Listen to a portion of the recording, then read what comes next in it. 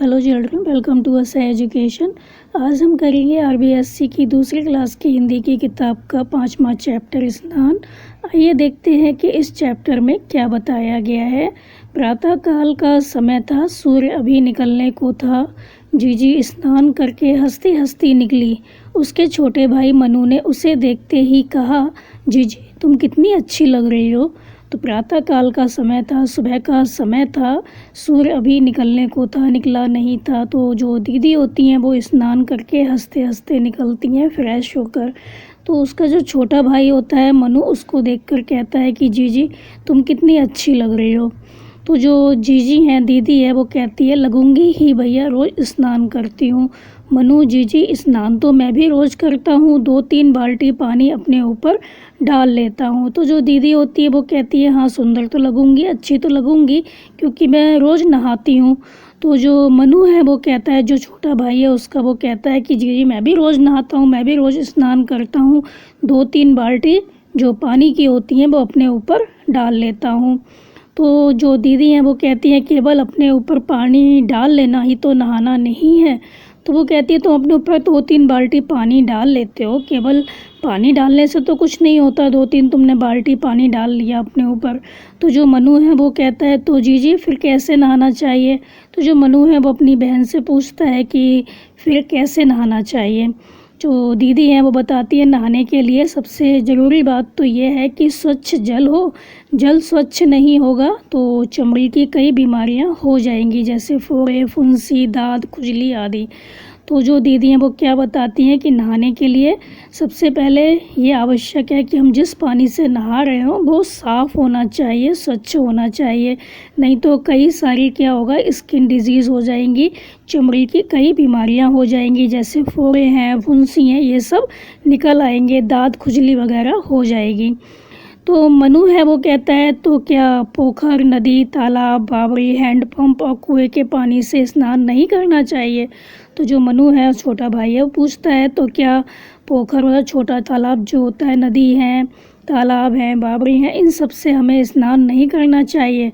तो जो दीदी हैं वो कहती हैं यह तो मैंने नहीं कहा, गाँव में तो अधिकतर लोग क्या करते हैं, इन्हीं में स्नान करते हैं। तो जो दीदी है वो क्या कहती है कि मैं तुमसे ये नहीं कहती कि यहाँ पे नहीं नहाना चाहिए, गाँवों में तो सभी लोग इसी में नहाते हैं, ज़्यादातर लोग इन्हीं चीज़ों में नहाते हैं। तो जो दीदी हैं वो बताती हैं कि गांव में अधिकतर लोग क्या करते हैं, पोखर, तालाब, नदी या कुएं का जो पानी होता है वहीं पर नहाते हैं, उसी से नहाते हैं। तो वो कहती है नहाना चाहिए, लेकिन जो गांव के लोग होते हैं वो क्या करते हैं, यहीं पर कपड़े धो लेते हैं, जानवर हैं उसी पानी में बैठे रहते हैं। तो ऐसे स्थान पर नहीं नहाना चाहिए। अगर साफ़ सुथरा है, वहाँ पर आप जानवरों को नहीं बिठाल रहे, कपड़े नहीं धो रहे, तो ऐसे पानी में आप नहा सकते हैं। लेकिन गांव के लोग उस पानी को गंदा कर देते हैं, तो ऐसे स्थान पर हमें नहीं नहाना चाहिए।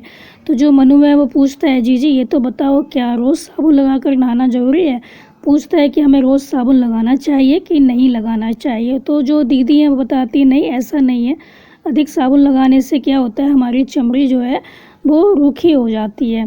तो जो दीदी हैं वो क्या कहती है कि हमें रोज़ साबुन बहुत ज़्यादा नहीं लगाना चाहिए, क्योंकि अधिक साबुन लगाने से हमारी जो त्वचा है, हमारी जो स्किन है वो क्या होती है, ड्राई हो जाती है, रूखी हो जाती है। तो जो मनु है वो पूछता है हमें और किन किन बातों का नहाते समय ध्यान रखना चाहिए। तो जो दीदी हैं वो बताती हैं कि सबसे पहले हमें क्या करना चाहिए, अपने शरीर की सफाई करनी चाहिए।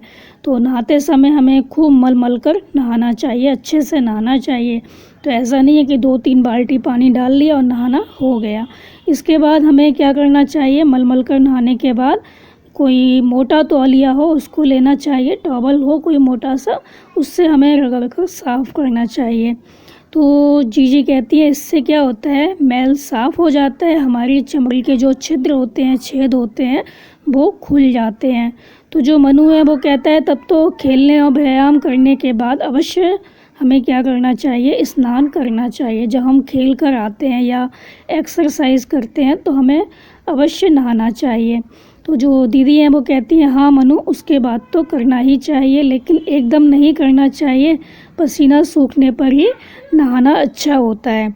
तो जो मनु है जब ये कहता है कि हमें खेलने के बाद और व्यायाम करने के बाद नहाना चाहिए अवश्य। तो दीदी हैं वो बताती हैं हाँ नहाना चाहिए, लेकिन ऐसा नहीं है तुम एकदम खेल के आओ फिर एकदम नहाने बैठ जाओ, तो ऐसा नहीं करना चाहिए। तो व्यायाम करने के बाद या खेलने के बाद एकदम नहीं नहाना चाहिए।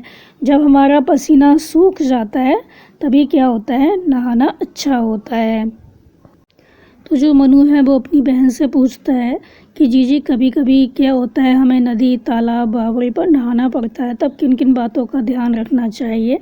तो वो पूछता है कि कभी कभी क्या होता है हमें नदी हैं तालाब हैं बावड़ी हैं उनमें नहाना पड़ता है, तो हमें कौन कौन सी बातें हैं जिनका ख्याल रखना चाहिए, ध्यान रखना चाहिए।